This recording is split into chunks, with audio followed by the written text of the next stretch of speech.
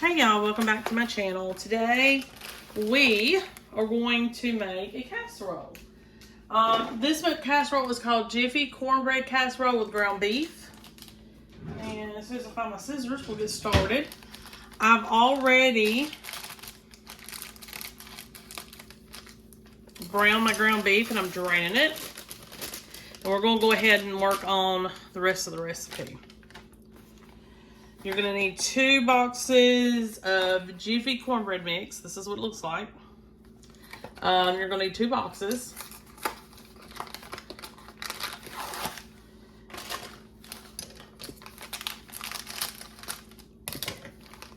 Add those to a bowl.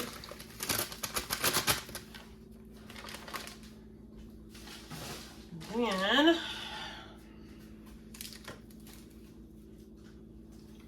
gotta get 2 eggs. Guess what I forgot to get out? 2 eggs.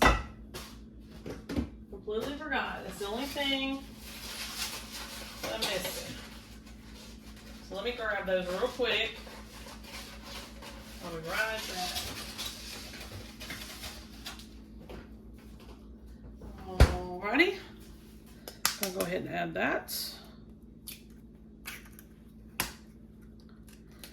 2 eggs, 2 boxes of Jiffy,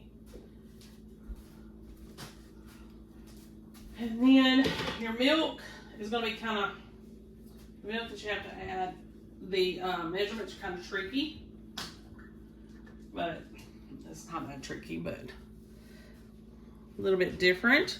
You're going to need 1/4 cup of milk plus 2/3.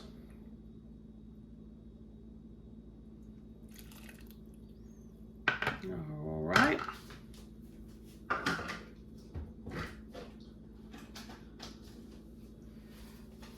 Mix this up real quick. We're going to set it aside.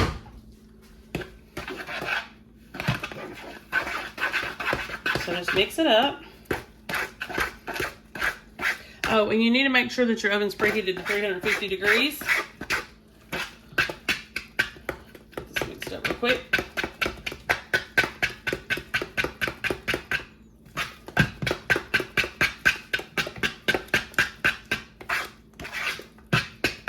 Okie doke.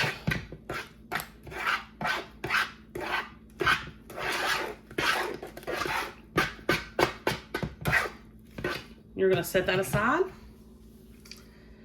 Alrighty. I've got another bowl here. Now in this bowl, you're going to add your diced onion, but in my case, I'm going to be using onion powder. I've got some here that moisture has got to, that literally is almost a rock. So I want to try to use it, but I think it's getting to where there's no hope for it. So you have onion powder, about a teaspoon or so should work, or some diced onion, whatever you prefer. Here's my ground beef, all drained. And we're gonna add a cup of vegetables. I've got peas and carrots instead. I just keep them in the freezer just for recipes like this. It just needs like a little small cup of something.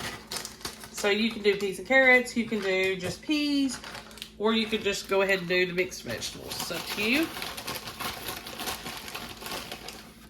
Add a cup. I'm going to add just a little bit more. All right.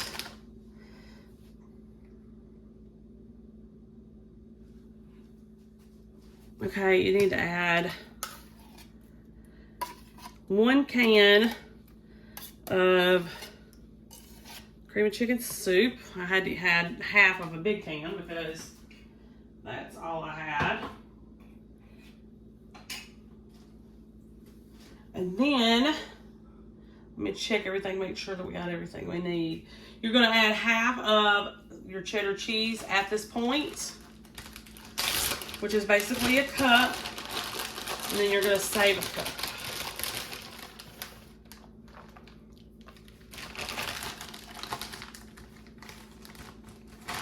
We're gonna put a little salt and pepper in here. I've already messed up this recipe. The extra quarter of a cup of milk that went into the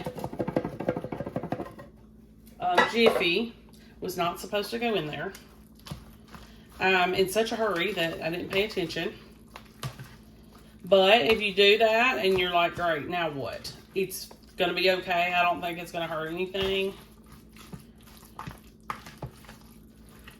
So you're going to straw this together. I mean, how many times do I screw up on a recipe? Not all the time, but a few times I've been known to do it. Okay, so we got everything mixed together. And then we're going to add a little bit of milk to this, which is what we were supposed to save. It's okay.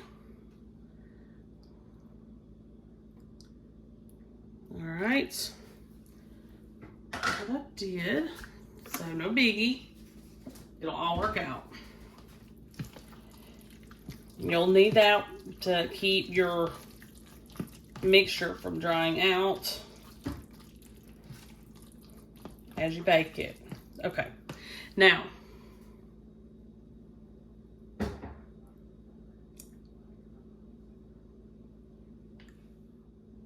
all right, so you'll need to take your 9x13 pan that you have sprayed, spread your Jiffy mix over the bottom, and then we're going to place this beef mixture on top.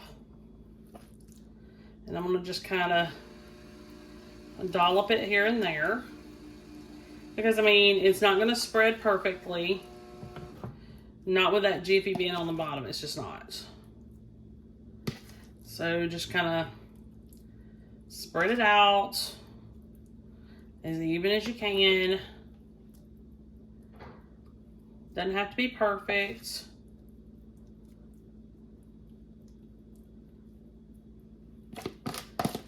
Let me get all this out of here. So you could very well use chicken in this. You know, you'd have to modify it just a little bit. It's very similar to chicken cobbler, which is basically chicken pot pie.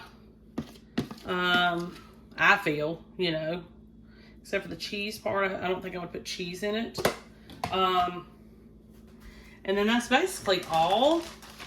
I'm going to go ahead and take our remaining cup of cheddar, sprinkle it over the top, and this is ready to go in the oven. I would cover it because you don't want your cheese, you know, cooking so fast before your cornbread does. So I would cover this with foil, cook it for 30 minutes, take it off, and then let the warm oven finish melting the cheese. Okay? All right. As soon as this gets done, I will be right back with you. Okay, y'all. So this is the finished product. 30 minutes, 350 degrees. And I paired it with some beans. It's going to be supper tonight. Really easy. If you want to make sure that the bread's done, just look for it to start getting real cakey around the edges. And it helps to put it in a glass baking dish so you can look at the bottom to make sure it's cooked all the way. Hey y'all, welcome back to my channel. Today we are going to make another casserole. It's called ground beef and rice casserole. You're going to take 2 pounds of ground beef and brown those. I'm trying to make sure I got them all chopped up. You're going to add 1 envelope of onion soup mix.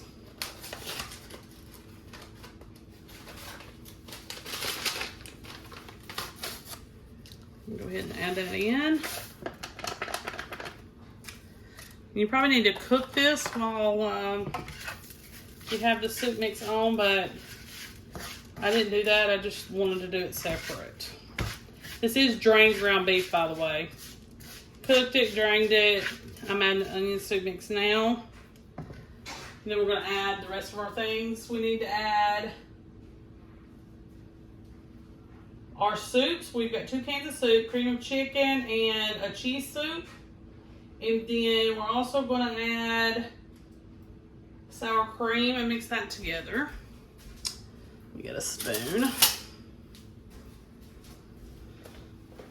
So my other recipe that I just did, I had to use a family size can of cream of chicken. This is the other part of that can. So typically I wouldn't do that. It's just if I run into a little bit of trouble or if that's all I had. All right, we got that. And we have a cheddar cheese soup mix to add.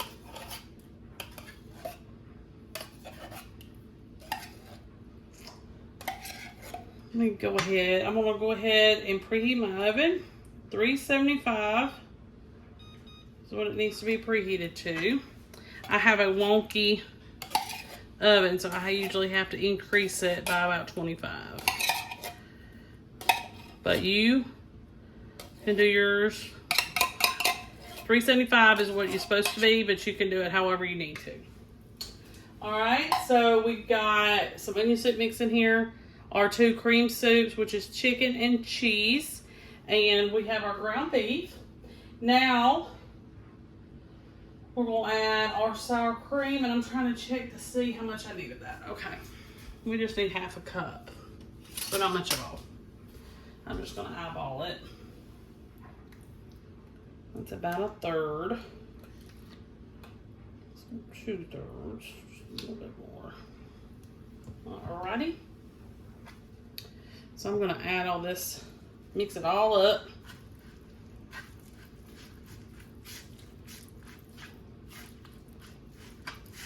And we're doing it in the pan that I cooked this in. But as soon as we get it all mixed up, we're going to add it to a baking dish.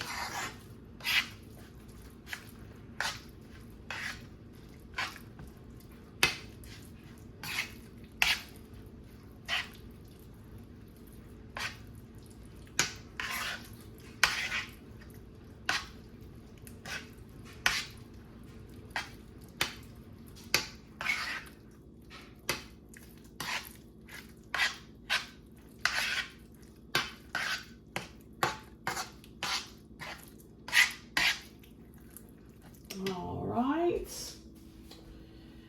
Let's see what else we need to add. All right, we're gonna need a cup of broth. My measuring cup. Cup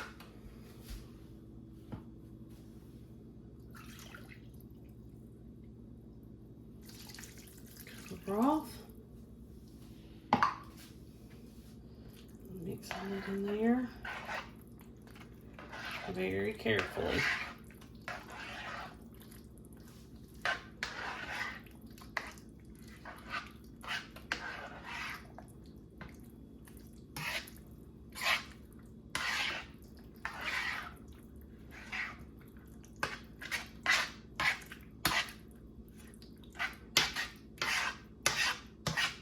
Now, I'm going to put minute rice in here, but if you have some leftover cooked rice you want to add to it, I say go for it. But I wouldn't do any more than about 2 cups worth.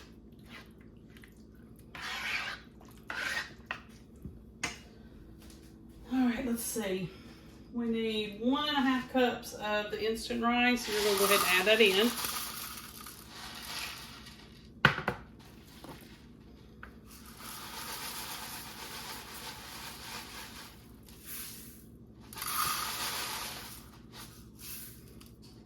Alright, that's 1.5 cups of minute rice.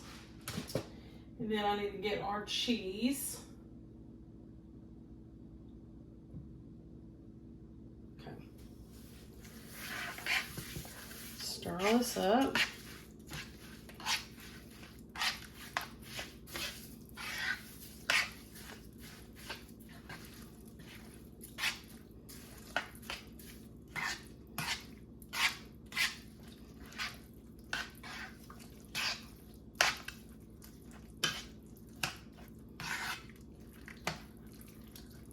Alright, let me get my cheese real quick.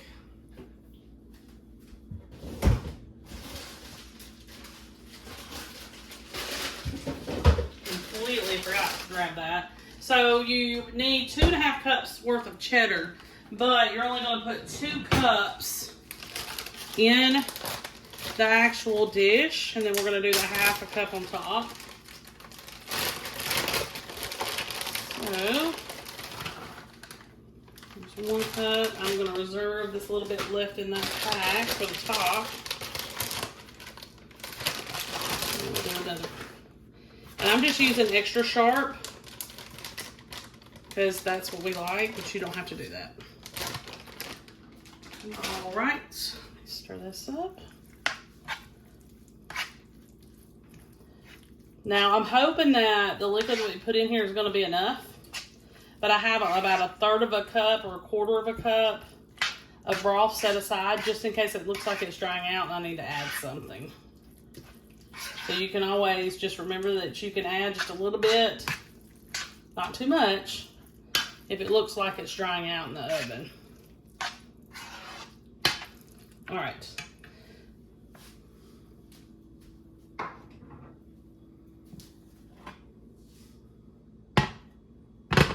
Let me spray this real quick.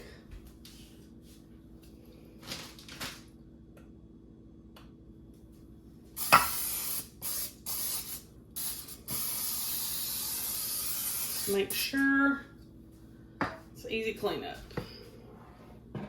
This pan's heavy.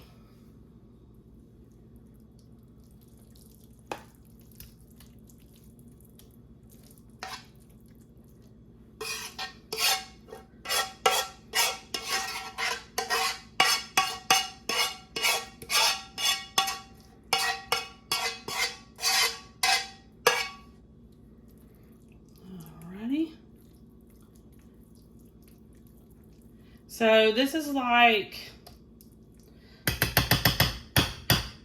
little bit different than your traditional chicken and rice. So I thought that that would be a good thing. So we kind of get something different. You're going to take your cheese and just sprinkle on top. All right, so since this has raw rice in it, we're going to cook it for 45 minutes, and then we're going to take the foil off because we're going to bake it covered and cook it for another 10 to 15, so keep that in mind. And I'll see you back here in an hour. Okay, y'all, so I got this out of the oven. I've already plated it up in this bowl. It is freaking hot. I can barely touch the bowl, but it smells fantastic. I think the onion soup mix really sets it off, so don't leave that part out.